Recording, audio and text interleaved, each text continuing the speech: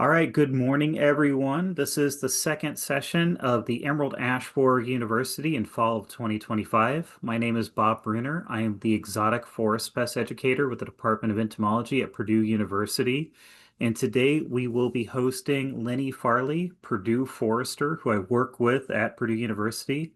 He's going to be talking to us today about controlling woody invasive plants. So Lenny, the floor is yours. Thanks very much, Bob. It's a real pleasure to be on with everybody. So, we're going to spend approximately the next half hour or so talking about methods and materials for controlling woody invasive plants. That's not enough time to actually cover this topic in detail, but it will be a good overview. And I'm going to provide you with some resources at the end that you can tap into that hopefully help you kind of progress a little further down this road with some more details.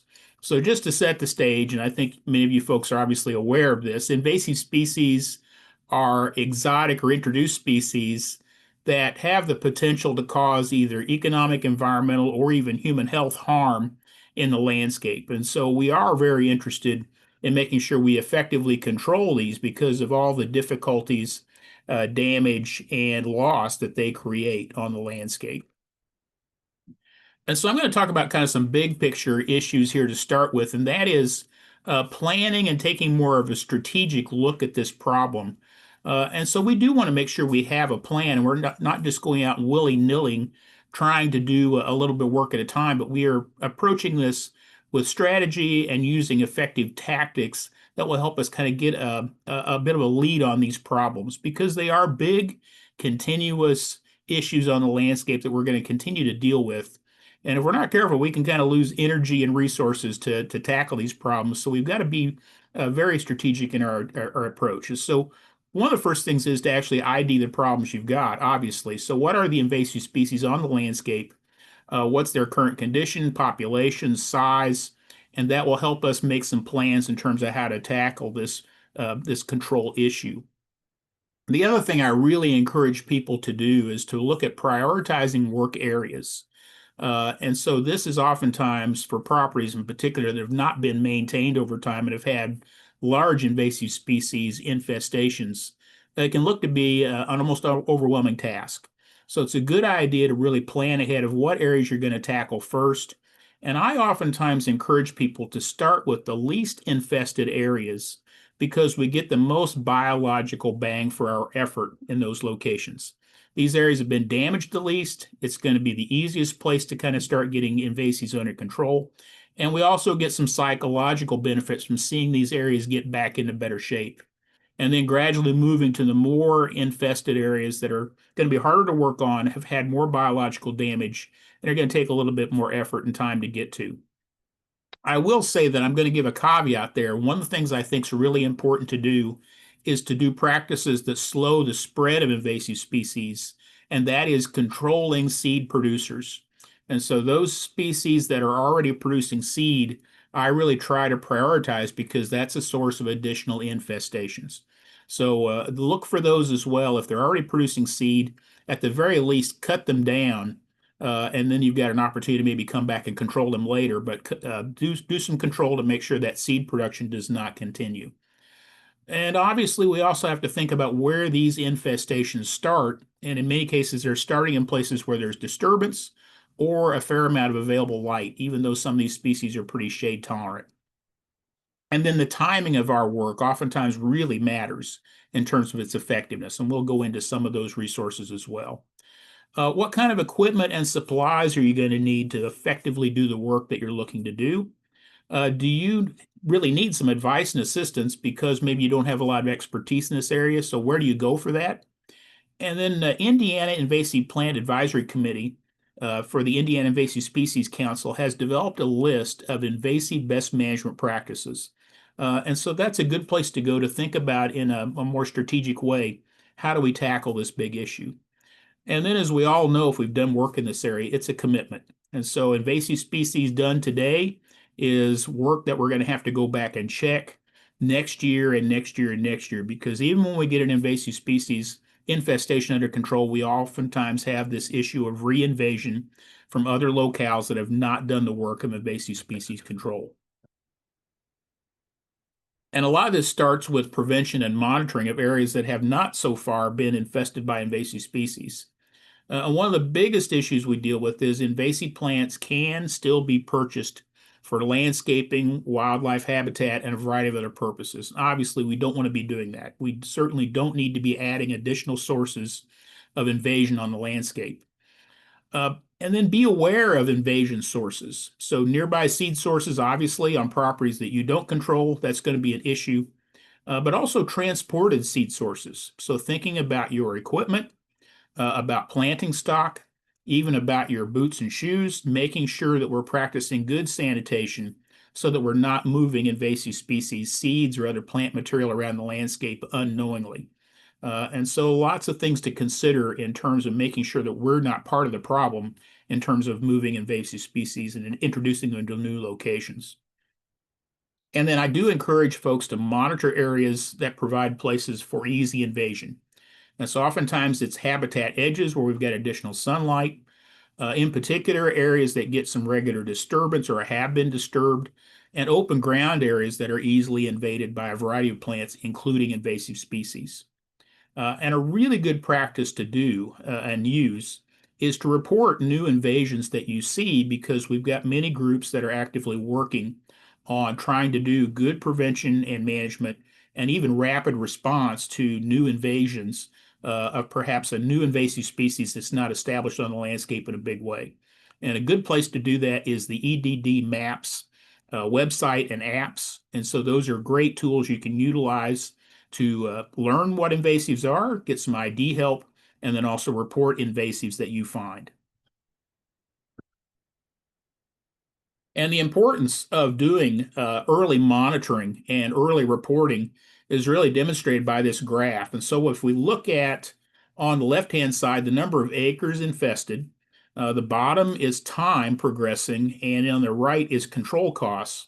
We see the huge advantage of getting on top of new invasive species introductions as rapidly as we can. We actually have an opportunity for eradication.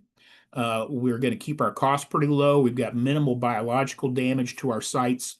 But the longer that plant stays in place and has an opportunity to propagate either from seeds, sprouts, or however else, the more difficult it will be to manage and the more expensive it will be to manage. And ultimately, we'll lose the control potential of actual eradication, and it'll be local management only. So getting on top of these infestations is really critical, particularly for these new invasive plants. Now, we've got plenty of plants on the landscape that are already established. We're going to be managing these from now on, unfortunately. But if we've got new ones that potentially could get started, this is a great thing to think about in terms of how important that early detection and reporting and action really is. And so I really want to dive into kind of the meat of the topic that I was asked to present, and is our management options. And so we've got a variety of options available to us, depending on the species. Some may be available and some not, but they all provide some opportunities, and we may have future developments where we can utilize these. And one of these, and the one that I hope we continue to develop more and more, are some of the biological control techniques. And so, utilizing predators, parasites of the invasive species themselves, the utilization of grazing to control invasive species, diseases that may be infesting some of these invasive species, and then competition. And so, providing an environment that makes it difficult for the invasive species to establish and or grow and become reproductive on site. We also have mechanical control techniques. And so all of the activities we think about of pulling, cutting, girdling, burning, barriers, those would all be in the control, mechanical control area. And then chemical controls, we're primarily utilizing herbicides in this area. And then we can think about not just each of these individually, but actually an integrated approach, perhaps using all of these or at least a couple of these for our control. And the whole idea is my definition of integrated pest management, and that is developing a plan using the available tools and techniques in the most efficient and effective way. The idea being that our resources time is always limited. We want to make sure we get the best work done for the resources and time we have available to commit to it. So some options on biological control. And these are just examples that have historically been used. And so in some cases, we can screen insects from the native range of these invasive plants that have been predators and or parasites on the plants themselves. And so this is a beetle that will actually work on purple loosestrife. But it's very important that this screening process be done, because if we release insects from another location and we actually have native plants that are susceptible to them, that's not going to be a good situation. So the careful screening of those by research organizations is a preliminary process of actually introducing these plant species, these insects, to control plants. Grass carp were introduced in some locations to control exotic vegetation in ponds. Now, the other issue we've got to think about is potential escape of some of these organisms from the locations we put them in, and that obviously can create real problems. So sometimes these biological controls are not a panacea, and they need to be applied very carefully and with really careful vetting beforehand. One that's really showing promise for some of our invasive plants is grazers and browsers. And so in particular, our extension forester in southern Indiana, Ron Rathfon, has been doing a lot of research on using goats to chew off invasive plants, particularly multiflora rose, in woodland environments. And so he's using some rotational and timed uh, enclosures with goats and actually having some pretty good results reducing multiflora rose and some of the other invasives on sites. And then mechanical control provides us some opportunities to physically remove these plants from sites or damage them enough that they can't reproduce. And so there's a variety of pulling tools that we can utilize. So here's a variety of commercial pullers that provide a little more leverage, so you've got an opportunity to pull larger plants than you might be able to do just by yourself. We can also ramp up a little bit more and put these on like skid steer equipment with hydraulic assist. And so much larger plants can potentially be pulled out and root systems removed using this approach. For smaller plants, we can do hand pulling. And so this is garlic mustard here that I've been hand pulling on some properties. But if we've got good soil conditions with pretty moist soils and loose soils, we oftentimes can pull a variety of smaller woody plants and remove those root systems as well. And then a variety of cutters and grinders that we can use to chew off invasive species. Now, this usually requires revisiting those sites to spray to kill the resprouts, but it is a good way to reduce the biomass, to eliminate some of the potential of seed production, and make the area also more accessible for actually getting in to do the work. And this is actually a pretty popular piece of equipment used a lot of times now, these rotary drums that are really effective at grinding up invasive species, turning it essentially into a wood chip mulch on the ground, and then having an opportunity to easily access that area to do spraying afterwards for sprouts, and then do restoration plantings or work area essentially site prepped and ready to go. So this was actually an area on our Purdue wildlife area near West Lafayette that had, unfortunately, in the 1960s and 70s, been planted to a variety of invasive species to see what the impact would be on wildlife. And it got completely overrun. This is an Asian bush honeysuckle. You kind of see the size and scale, but you can also see how effective this particular grinder has been at clearing this site, providing us an opportunity to work down the invasive species and then do restoration work after the fact. Chainsaws still very viable tools for doing invasive species work, although it is one of the more dangerous tools you can pick up. And so you need to make sure you've got your safety gear and you understand the safe operation of those tools. But a lot of flexibility with these, very effective. I have typically moved more, though, to the brush saws or clearing saws. For those not familiar with these, it's a little higher horsepower weed eater style piece of equipment, but typically with these tricycle handles.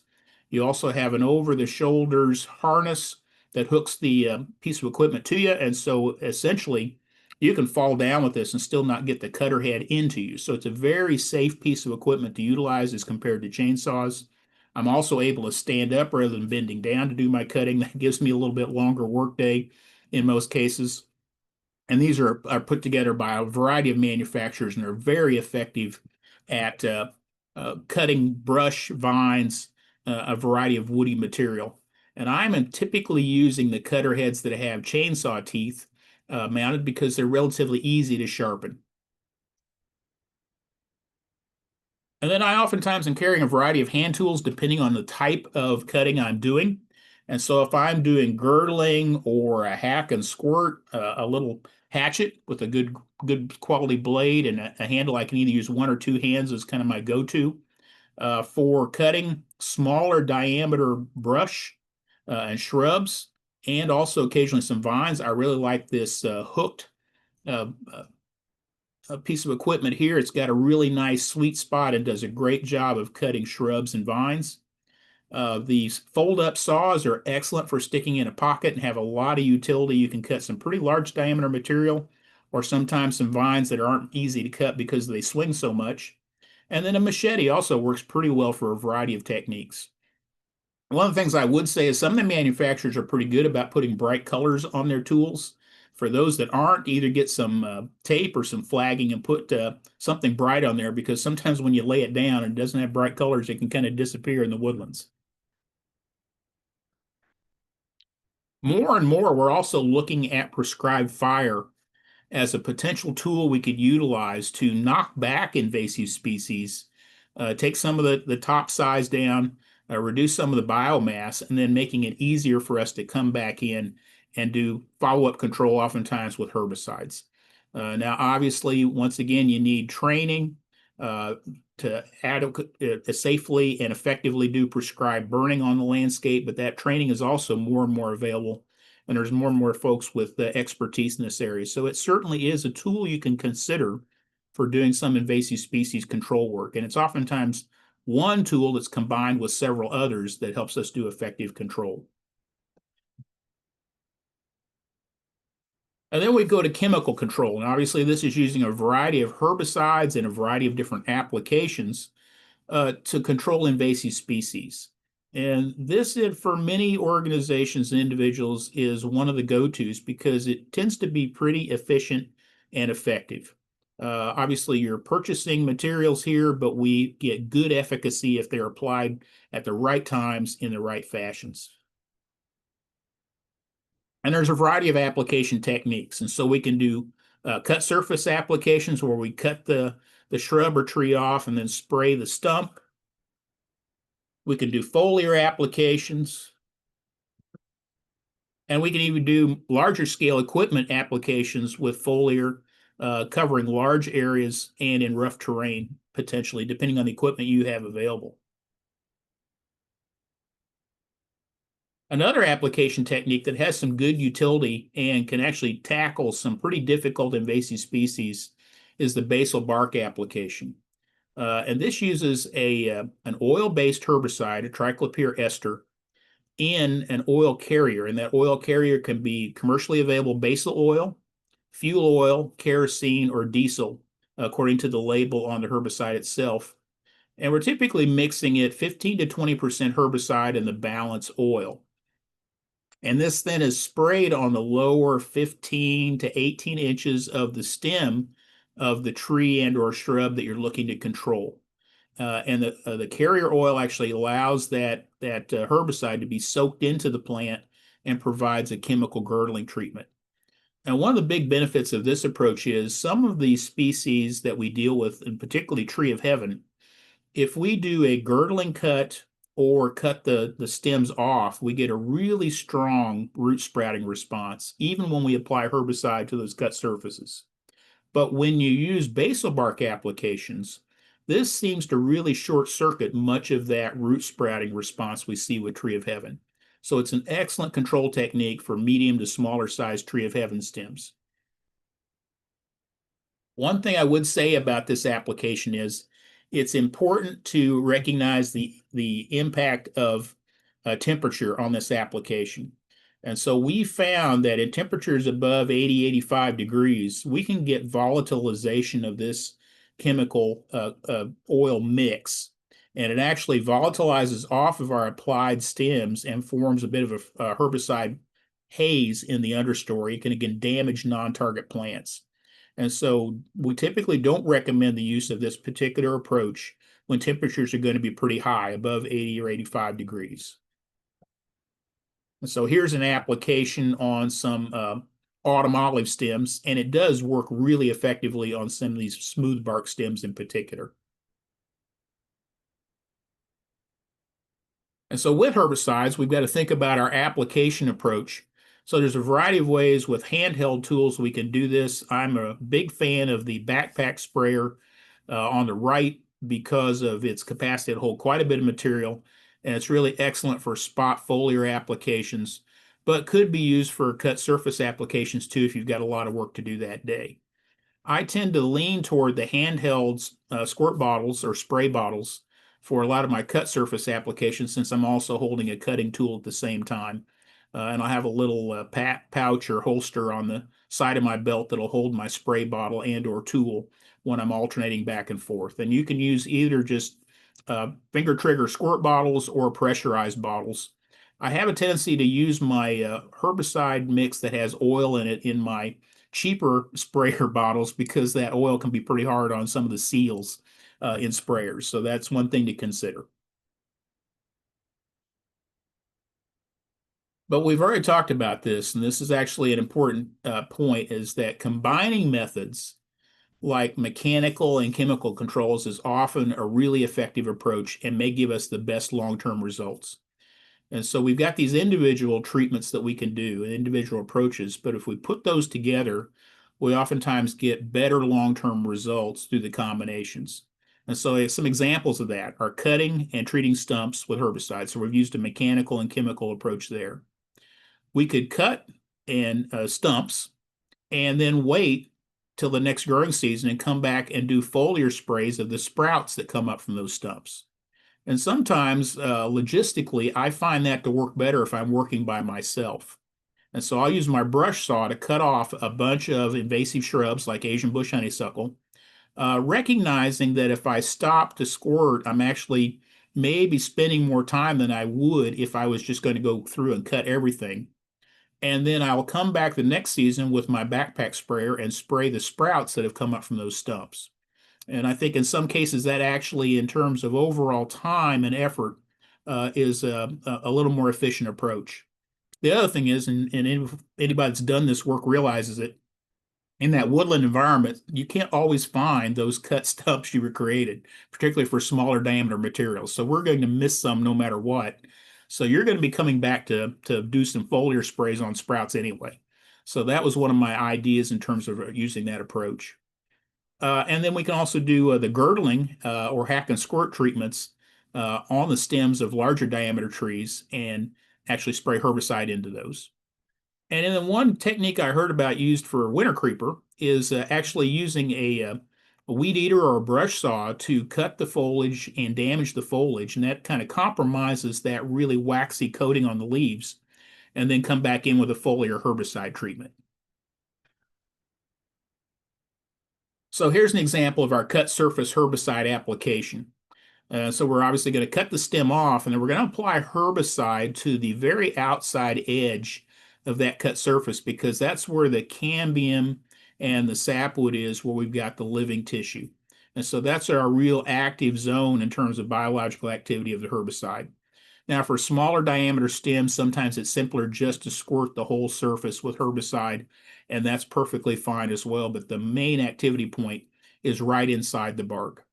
And it is important with our water-based herbicides, things like glyphosate, the triclopyr amines, that we are spraying those cut surfaces very quickly after the cut. If we wait several minutes, that is starting to dry out and becoming much less receptive in terms of the vessels to a water-based application. And if we let it dry too much, our application won't sink in at all, won't actually soak in at all, and so it's not going to be effective. So as soon as you cut, really a good idea to get back right at that point in time and put the herbicide on your target spot.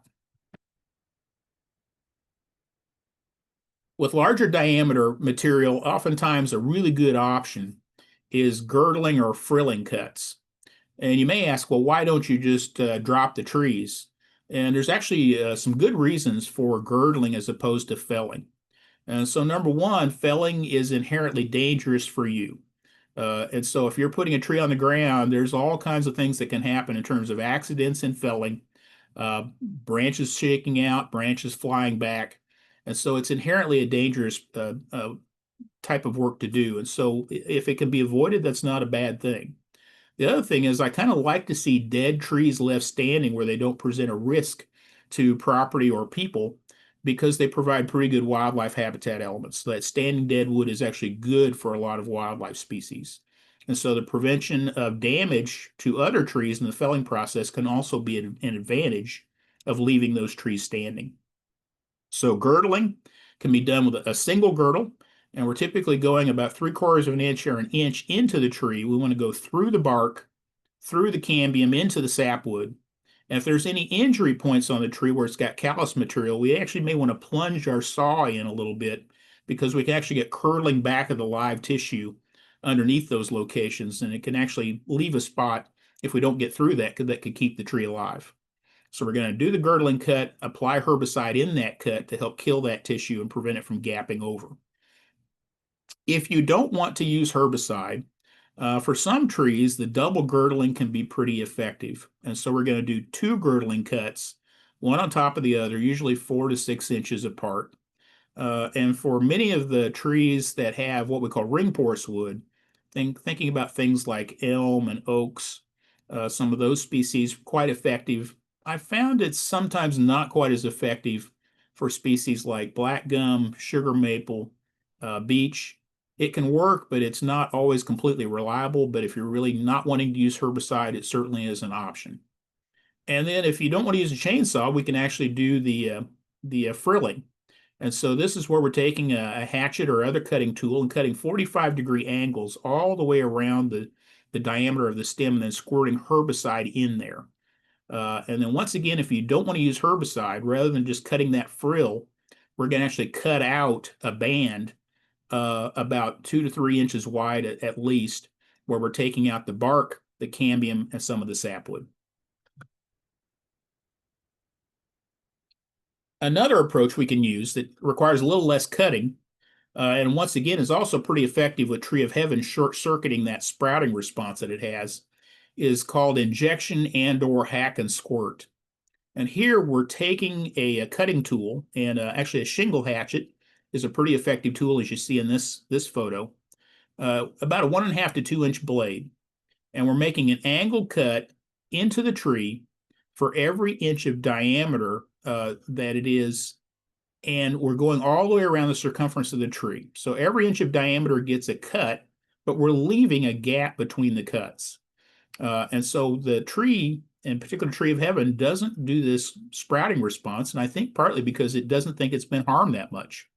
And so we do the cut, we leave a space, we do the cut, a cut for every inch of diameter, and then we're squirting herbicide into those little pockets we've created. And that can actually also be a pretty effective technique for killing a wide variety of trees and not creating as big or as much cutting surface.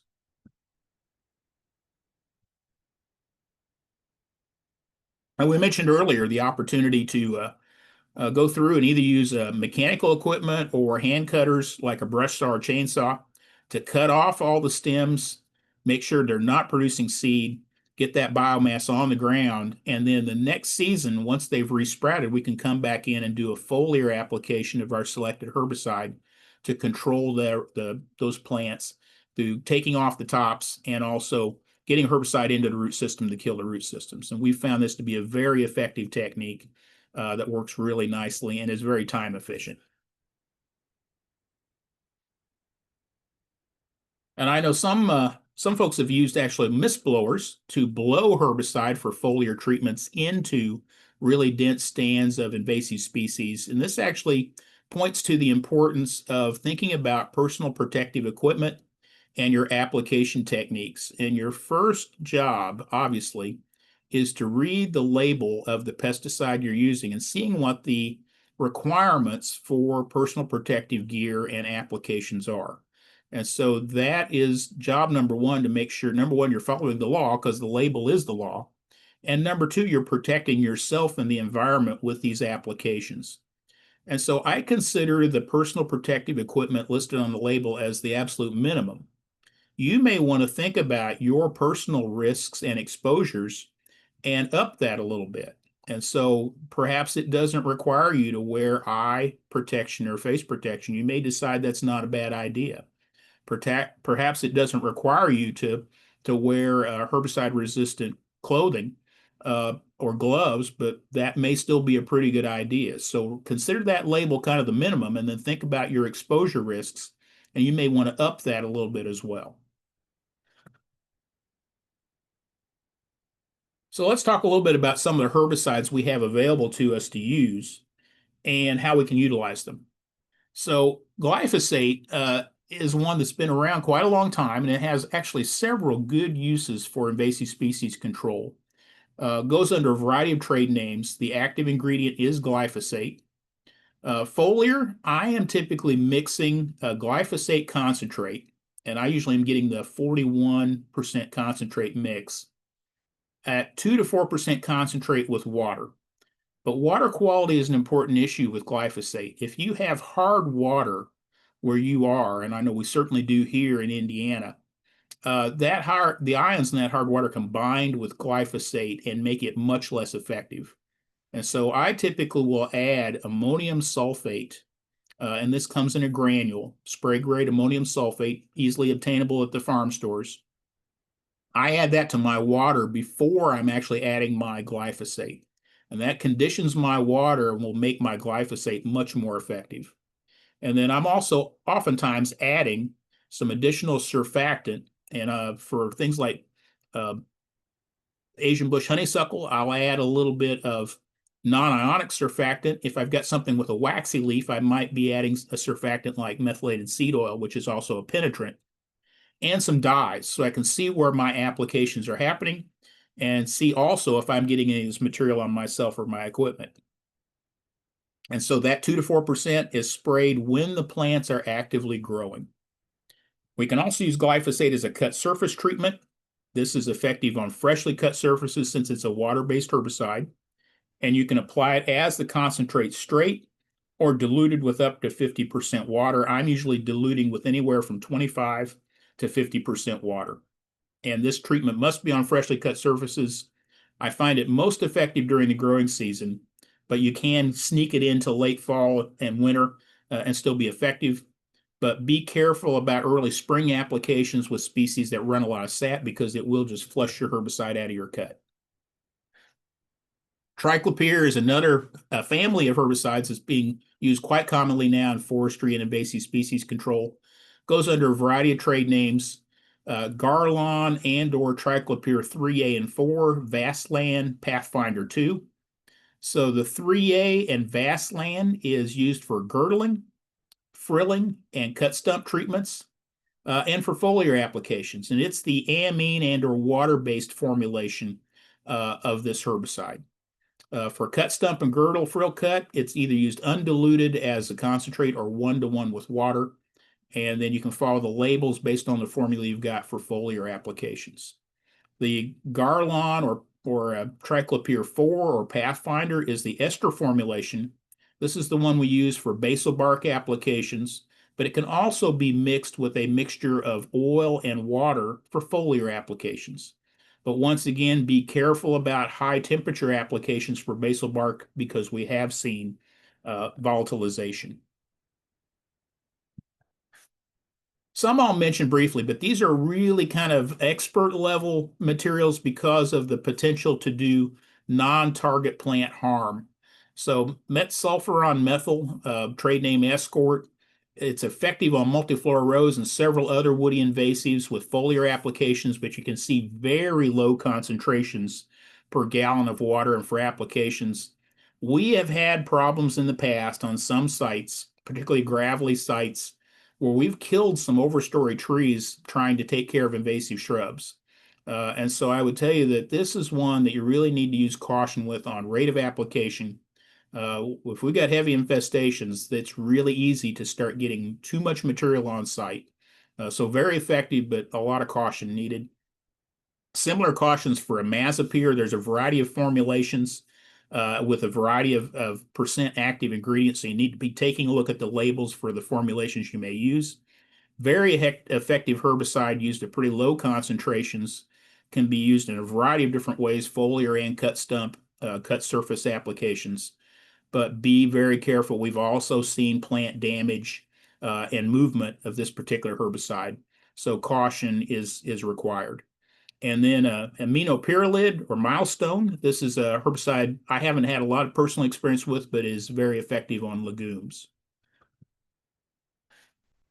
And then last herbicide I'll talk about a couple here. Readily available Tordon RTU, the ready-to-use formula, and Pathway. This is a pre-mixed formulation, very effective for cut stump and girdle and frill applications of picloram and 2,4-D, and it is a ready-to-use formula. But this material, once again, can move in the soil. It's very active. And so be careful about how much you're putting on because you can definitely have non-target impacts on surrounding vegetation. And it is definitely not recommended near tulip tree. I have lots of stories about applications of Tordon near tulip tree where the tulip tree maybe wasn't killed, but it certainly was set back for a couple of years. And I would say if you buy this material, particularly the Tordon RTU in a quart applicator bottle, I encourage you to transfer it to a spray bottle or other applicator because the quart applicator just tends to put on way more material than you really need. And with something this effective and active, you don't want to be applying more material than you need to do the job. And then another material, a group of materials that I see used is the crossbow and generics. This is a mixture of triclopyr and 2,4-D, and this is effective on a variety of broadleaf weed and brush species as well. So some resources you can tap into for more detailed uh, recommendations and also recipes in terms of herbicides and timing are out there. And so one of the best ones I think is the State of Indiana Cooperative Invasive Management. Under their invasive management resources on their website, they have a calendar of control, and it provides the actual effective timing of a variety of different herbicide applications for several different invasive plant pests. And so really a good guide because timing does matter. The other database that I go to on a regular basis is the Midwest Invasive Plant Network Control and Management Database. And this has a really nice evaluation system where it's telling you how good the application and material technique is at application time and then a year later. And I really like that too. And it does show us that for some species, there is no silver bullet. We really need to continue to work on some of these because some of the application techniques we use just are not completely effective. We also have a forest improvement handbook that goes into a variety of different techniques through Purdue Extension. And then Purdue Invasive Species Portal has a lot of great information on invasive species identification and control. I've already mentioned the Indiana Invasive Species Council, and in particular, their guidance for doing a strategic look at invasive species. And then through Purdue's Forestry Natural Resources Extension videos and webinars, I actually have a webinar about an hour on this topic, but going into more detail, and then a webinar on invasive species identification for woodlands. So if you want to visit those resources, websites are here. And then this QR code will take you to our Forestry and Natural Resources Extension site where you can access those videos and webinars. And so at this time, I will leave that up for a little bit. And Bob, I guess we're ready to take questions that may be out there. All right. Thank you for that presentation, Lenny. That was really good. We do have a few comments as well as questions, people pointing out different tools they can use, some of their experiences. I encourage everyone to look through that, especially someone talking about bittersweet infestation and cutting tools. Our first actual question in there is, what is the best technique to kill poison ivy? Oh, okay. That's a good one. I think for me, the ground cover poison ivy, a foliar application And glyphosate would work fine, although if you want to conserve grass, you could certainly use triclopyr amine products because they're broadleaf specific. And so those would be the approaches I take with poison ivy as a ground cover. If it's a vine, it's going to be going up the tree, and so you can't do a foliar. And so essentially, what you want to do is kind of suit up, make sure you've got good gloves and long sleeve clothes, and then you want to cut that vine and treat the cut end that's going into the ground with either a high percent glyphosate or a triclopyr product to kill the root system. And then clean up your cutting tools and yourself really well with soap and water because of course the oils have the potential to give you that rash. And many people get a secondary exposure to those oils from tools, from boots, from clothing that's had the oil on them. So good sanitation will help you out on that respect. And one thing I'll just add to this, just as my experience as an educator, do not burn the poison ivy. Once you have cut it, you will put the oils in the air and potentially harm yourself really badly. Unfortunately, I've seen people have that experience. Yeah, that can be catastrophic. So good recommendation. Our next question here, why would you want to kill oaks and other native trees? Yeah, good question. So I did mention that we do thinning. And so really as foresters, one of the things we're doing is we're managing competition and light levels in the forest. And so there are times where we go in and we kill some native species to favor other native species. And that may be thinning an oak stand that has become too dense. And so I did mention that as an example, and I've done it myself. And so to actually allow a tree that we want to grow better, we will actually kill surrounding trees. And in many cases, those are also trees we wish we could grow. We'd love to be able to transplant them somewhere else, but that's just not practical. So great question.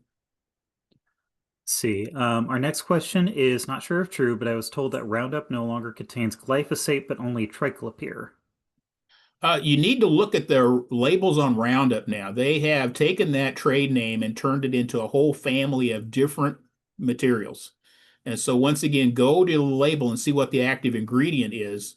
I'm pretty positive you can still find glyphosate herbicides, but you may be right about Roundup. I know there's all this litigation about it that you need to look at the label and see if in fact they have switched it to a different compound. Our next question is glyphosate is available in many concentrations. When you mentioned diluting it to 25 to 50% with water, which concentration are you referring to? This is kind of the old school 41% active ingredient. Let's see. Someone is asking, smartweed, is it an invasive? I pull all I see on my property. What is a better way of removal? Uh, you certainly can use herbicides, and I've not attempted to control smartweed, and so I don't know what kind of seed it has. Some plants have a seed that stores in the soil for years. I don't know if smartweed is one of those, and so that would be a consideration on control. Uh, I think if I was looking at it and it didn't have a long-term stored seed, I would just simply be using a glyphosate on it or a broadleaf herbicide if I wanted to conserve the grasses in the area as a foliar. Okay, do we have any other additional questions?